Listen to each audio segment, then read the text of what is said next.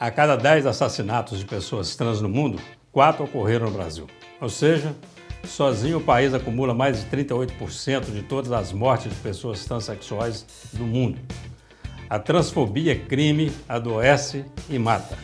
Esses números refletem diretamente na qualidade e expectativa de vida das pessoas trans. Mas como e por onde começar a combater esse tipo de violência? No dia 29 de janeiro é celebrado o Dia Nacional da Visibilidade Trans. A data marca a trajetória da luta de transexuais e travestis pela inclusão social, ampliação de direitos e pelo reconhecimento e respeito. Falaremos sobre isso aqui hoje, no Começo de Conversa, que já está no ar.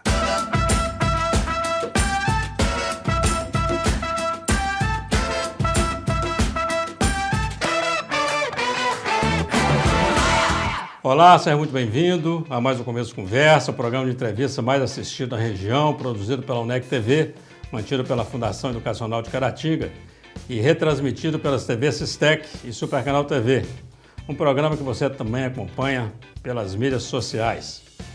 Buscar informação e conhecimento nunca é demais e pode ser um bom caminho para começarmos essa conversa. Hoje trazemos a voz e a presença de um amante da arte em todas as vertentes, seja ela em forma de música, pintura ou poesia. Ele tem 28 anos de idade e foi no design gráfico que encontrou mais espaço para se expressar através da arte. Ele é um homem trans, natural de São José dos Campos, em São Paulo, onde nasceu e foi criado até os 17 anos. O nosso convidado de hoje é Diego Bramucci. Vem para cá, Diego. Obrigado pela oportunidade. Diego, muito bom te receber aqui no Começo Conversa. Obrigado pela oportunidade de estar aqui, estar falando sobre um pouco da história, né?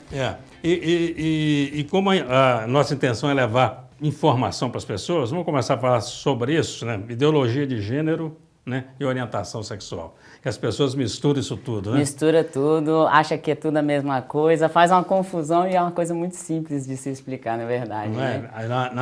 é? Inclusive na campanha política a gente ouviu muito isso. A ideologia de gênero, a pessoa não sabe nem o que está falando e vem falar das coisas. E vem falar das coisas, né? Definem para nós, para os telespectadores, direitinho o que é ideologia de gênero e de que ela se difere aí da orientação sexual. Orientação sexual. Bom, vou até começar falando um pouco da minha experiência, que fica até mais fácil para as pessoas entenderem. Como quando eu nasci, eu sempre me via diferente e eu não sabia explicar do porquê disso, tanto em orientação sexual quanto a ideologia de gênero. Então, eu já sentia atração sexual por mulheres, mesmo quando eu ainda me entendia como mulher, né?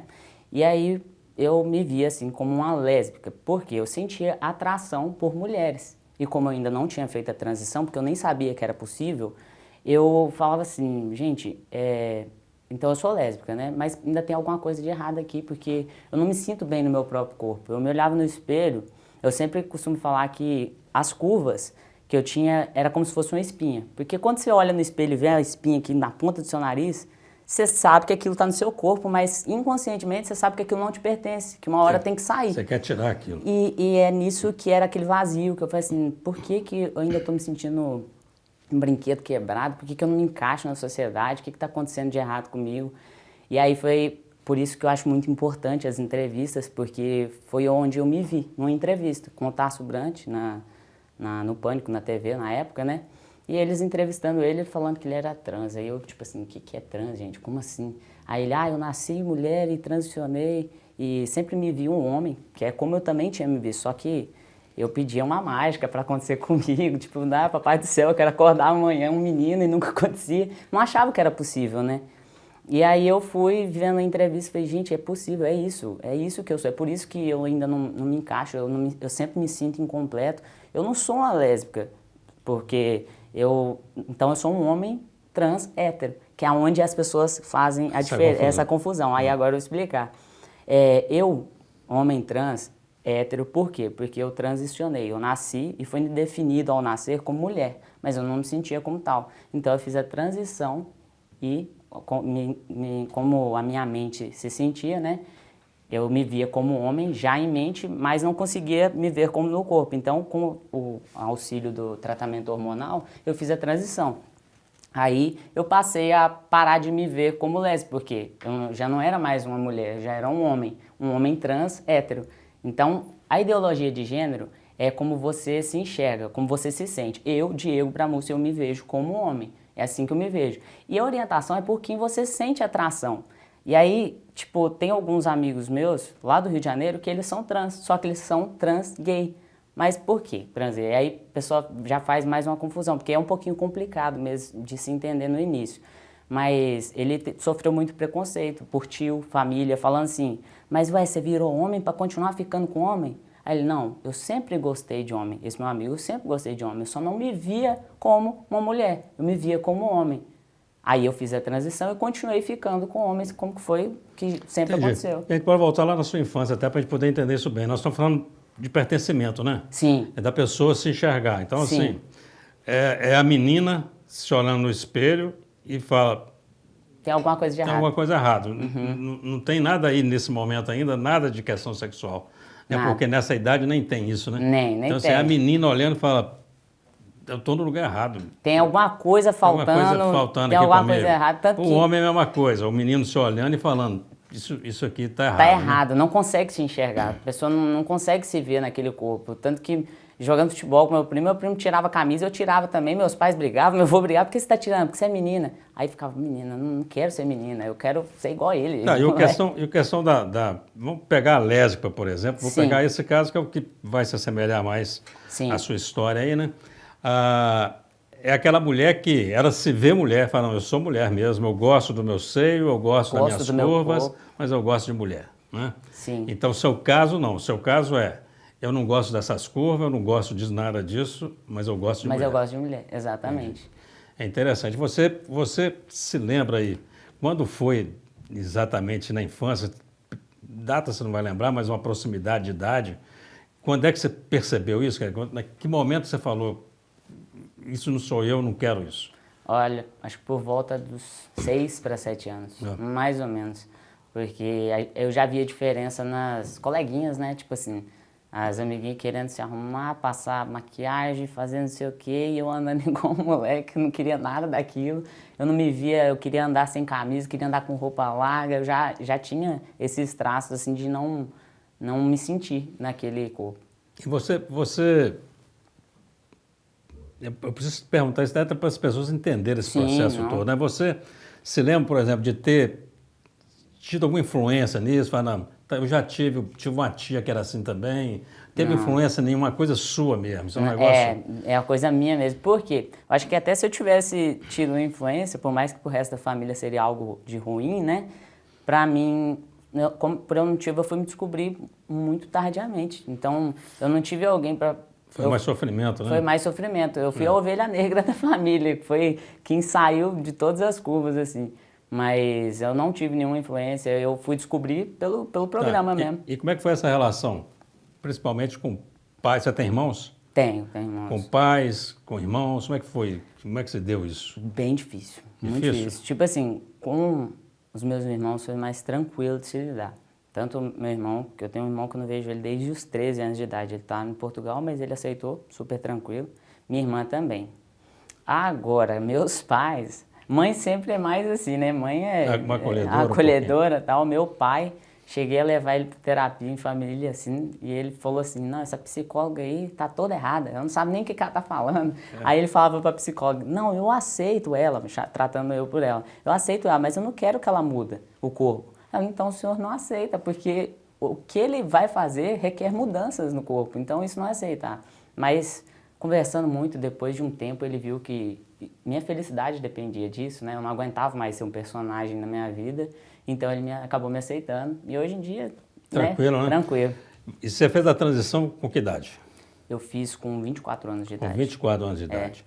O que é a transição? Fala para nós aí. Olha, porque não é só uma terminologia. Não, a transição tem todo um processo. Por exemplo, a transição eu iniciei pelo tratamento hormonal, só que primeiro eu procurei ajuda psicológica para ver se era aquilo mesmo, se era não era uma confusão, uma fase que eu entrei em depressão também. Eu falei assim, gente, eu não aguento mais ver assim, tá faltando algo, eu não me sinto bem com o meu próprio corpo, o que está acontecendo? Aí eu vi a entrevista, eu tinha vontade, tanto que eu vi entrevista aos 20 anos de idade. Até os 24 anos, fiquei 4 anos lutando para ver se era isso mesmo que eu ia fazer. Eu não queria me arrepender E também não queria causar desgosto, pensava muito nas outras pessoas e deixando eu de lado. Aí a psicóloga me ajudou a entender. Aí depois da psicóloga eu fui procurar um endócrino, que a endócrino passou o tratamento hormonal.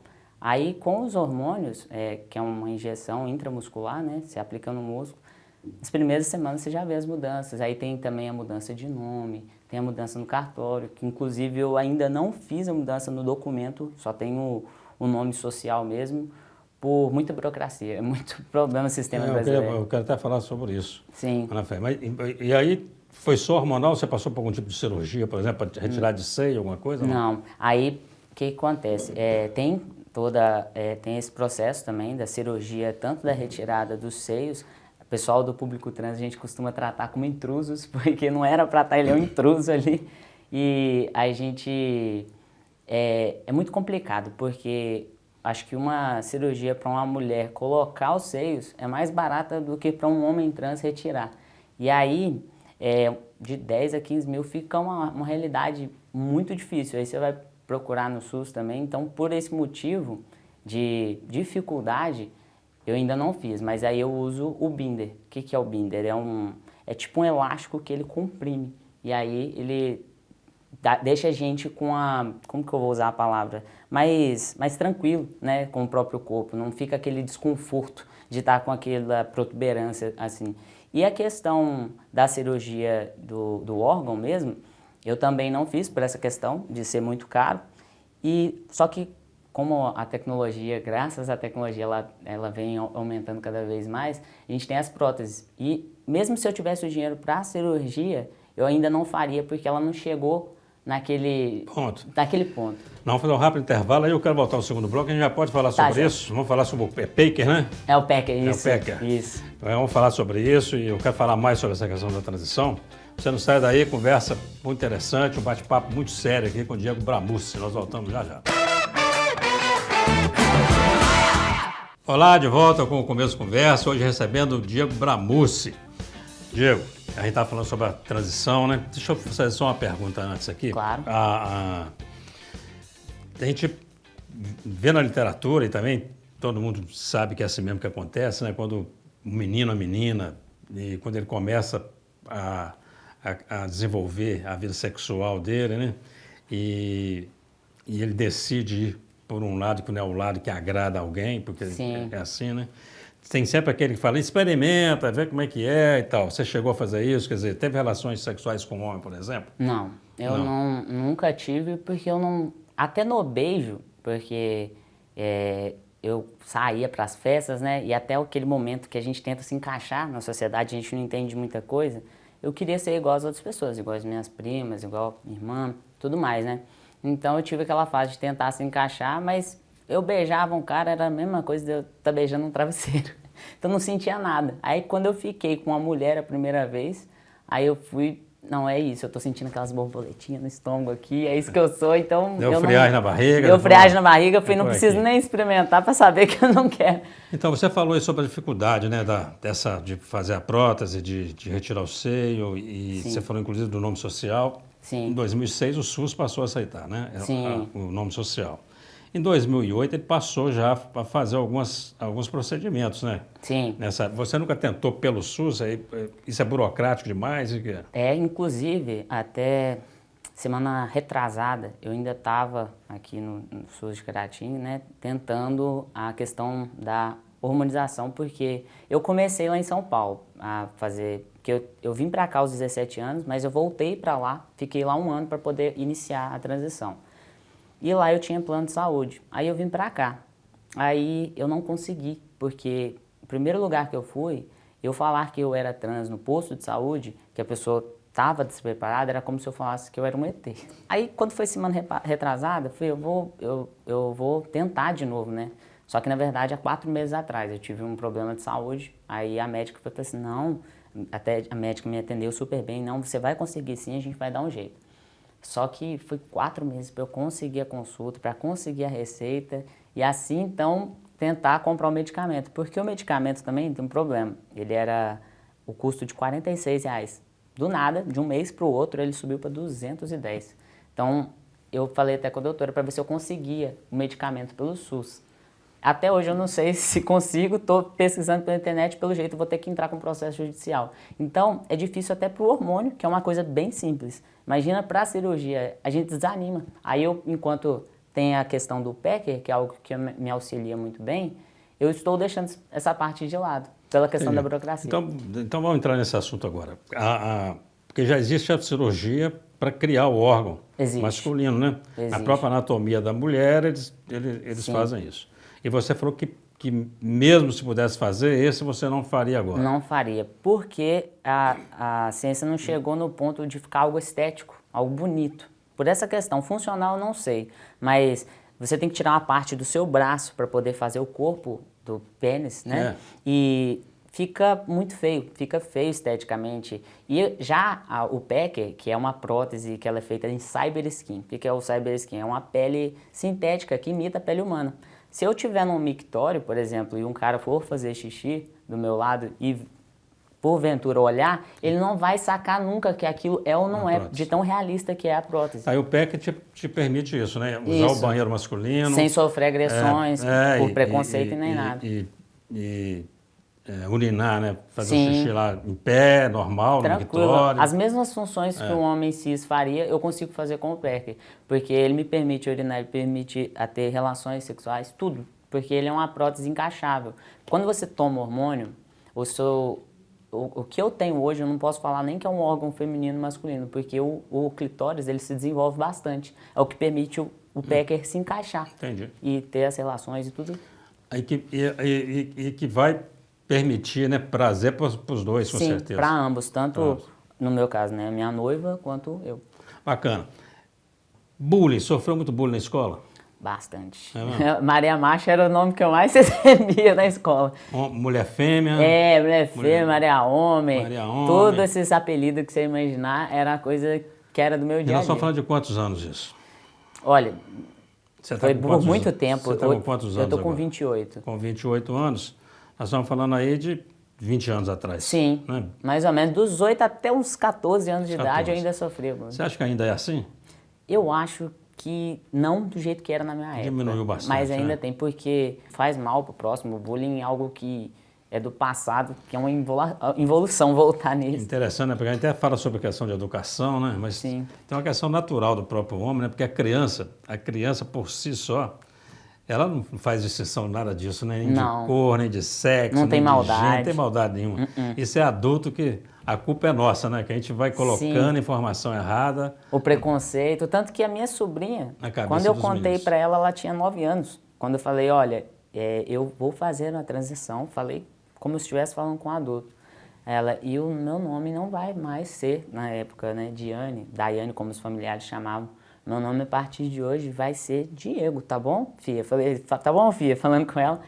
Ela, tá bom, tio.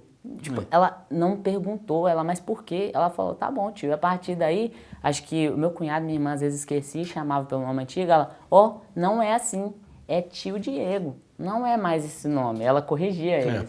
Quando a gente fala de preconceito, você acha que, de alguma forma, o homem trans, ele sofre um pouco menos de preconceito do que a mulher trans?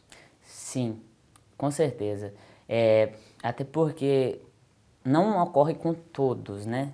Mas, por exemplo, a transição da FTM, que a gente fala da mulher para o homem, do que do homem para a mulher, é um pouco mais fácil na nossa questão. Porque do homem para a mulher tem a questão da voz, às vezes, que fica um pouco mais evidente, o pomo de Adão também, e às vezes os homens, eles são mais propensos a ter preconceito com o próximo do que as mulheres. Dá um exemplo, um homem vê uma mulher trans, ele já xinga, e isso não ocorre comigo, tipo assim, mulher não vai, né, me atacar, já aconteceu também, mas não é recorrente igual acontece no público masculino com a mulher trans, né? Então eu acho que sofre mais. Aí tem uma questão do machismo também que fica muito... Exatamente, tem isso. O machismo, ele acontece de atrapalhar muito, até na questão do emprego de uma mulher trans. Até na questão dela conseguir um emprego, porque tem um homem que não aceita, por ser machista mesmo. Você falou que você é homem trans e é hétero. Sim. Né? tá em algum relacionamento? Tô noivo. Tá noivo? Tô noivo, moro junto com a minha noiva, vai fazer 2 anos já. É, bacana. Aí a gente tá juntando aí pra casar na hora que der. Tá preparando aí pra poder fazer o casamento, fazer uma cerimônia bonita lá pra gente. Fazer o casamento, né? E você persiste nessa intenção de vai fazer, tirar o seio? Sim, com certeza. Eu tô só esperando a situação financeira melhorar mesmo, que é um dos meus maiores sonhos. Tanto que ela fala assim, você vai conseguir, amor. Um dia a gente vai na praia e falo com ela, meu sonho é chegar na praia, tirar a camisa e não ter medo de ninguém olhar pra mim diferente, nem torto. Porque é uma liberdade muito grande. Até você sentir que não tem nada te prendendo, porque direto eu tenho que apertar o binder, porque ele começa a perder a elasticidade, isso causa falta de ar, causa machucado. Só que eu prefiro ter um machucado do que ter o desconforto ao andar na rua. Eu ia perguntar isso para você. Você falou assim que a protuberância te causa muito mal-estar, né? Sim, causa. Aí se isso te apertando muito, não é pior? Não, é porque sei lá, estranho. É como se você estivesse andando na rua e tivesse todo mundo olhando para aquilo que você não quer ter. E aí eu prefiro estar sentindo uma dor, que é eu comigo mesmo, do que estar sentindo uma dor vindo de fora. Que é como cada olhar, né, nesses lugares que eu nem gostaria de ter, é como se fosse uma facada que estivesse dando em mim. Então eu prefiro ter a minha dor aqui do que ter essa dor externa e ficar me remoendo isso na cabeça. Bacana demais. Diego, vou fazer um rápido intervalo, você não sai daí, bate-papo sensacional aqui. Nós estamos conversando com um homem trans, Diego Bramucci. Nós voltamos já já. Olá, estamos conversando no terceiro e último bloco do Começo de Conversa. Você que chegou aí agora pode acompanhar um final de conversa aqui sensacional. Nós estamos conversando com o Diego Bramucci. Diego, você tem amigos, amigas, colegas, né? Homens, mulheres, né? Sim. Não tem aquele curioso, não? Sempre tem aquele, como é que é isso, como é que é? Sempre. E eu adoro falar, porque, igual eu sempre falo isso, quanto mais falado sobre esse assunto, mais normal que deveria ser, né? Mais normal será. Então, toda vez que senta assim na rodinha, principalmente se beber uma cervejinha que tem mais coragem, aí a pessoa fala assim, não, eu tenho uma curiosidade, como é que é isso aqui? Eu falei, não, vamos sentar, vamos conversar sobre tudo. Não, mas você não vai ficar chateado? Eu falei, não, tem gente que fica, tem gente que não gosta de falar sobre o passado. Só que eu, por essa questão, por eu ter me descoberto por uma entrevista, descoberto por... Tipo assim, eu tive que percorrer um caminho que eu não sabia como que era, e por isso não ser falado, muito falado, eu sofri muito preconceito. Então, o máximo que eu puder falar sobre esse assunto, eu vou falar. E também porque você está feliz, né? Sim, demais. A pessoa que está feliz não tem Aquele problema. vazio que existia acabou também. Você, quando olhava no espelho, você falava assim, isso não sou eu, não quero isso. Não me via. Estou vendo espinhos aqui onde eu devia estar vendo beleza. Exato. Né? Hoje, você olha no espelho, o que você vê? Hoje eu vejo o Diego, que eu sempre fui na minha mente desde a infância, como eu queria ter sido desde o meu nascimento. Mas sem aquele constrangimento, sabe? Antes eu olhava pro espelho, é difícil de explicar isso, mas era como se eu visse só o meu rosto flutuando. Eu não conseguia ver meu corpo do jeito que ele era. Hoje em dia eu consigo olhar para mim e me aceitar do jeito que eu sou. Deixa eu te falar uma coisa, assim, essa também é uma curiosidade mesmo. Você, por exemplo, eu não te conhecia, a gente vê ali agora, se eu não sei que você quer fazer entrevista, eu não ia nunca saber, aquele é um homem trans. Sim. Então, quando você chega numa turma de pessoas que você não conhece, que ninguém te conhece, por exemplo, você vai chegar, é o garoto chegando, é um jovem aí chegando. E você já percebeu, por exemplo, de ter alguma fala sua que enquanto a pessoa está te enxergando na cabeça dele abre aspas, como homem, né? Sim. E ele vai te dando toda a atenção e quando ele percebe que você é trans, te dá menos atenção, não? Já Machismo aconteceu. com você, por exemplo? E você sabe, o mais engraçado, isso acontece menos com as pessoas que não são do ciclo LGBT do que do LGBT em si. Aí que a parte que a gente fala assim, nossa, dentro desse ciclo aí era para ter menos preconceito, porque ninguém como nós, que compomos essas letrinhas aí, sabe o que é sentir na pele o preconceito.